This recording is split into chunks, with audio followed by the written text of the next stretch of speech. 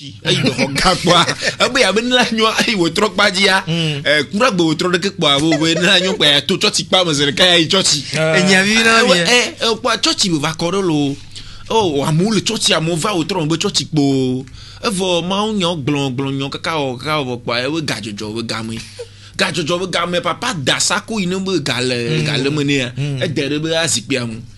ai po roba azikpe mo ino no church po be dere mi ai be dere mi po be jofuju be jove echoga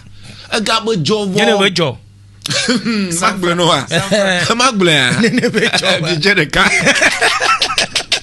bo ai ga be jovo pa ju gbono ai be gbono a enya papa bu mu a papa le sadin oh mbanya zikpe tutu be de a boy va pas zikpe de pa honestly we afi ne bono sa ya boy mo ju po ma le mi no ha to be sa ko cha pon le fu le gi mo pa we lulu e be to afati lulu mo una malo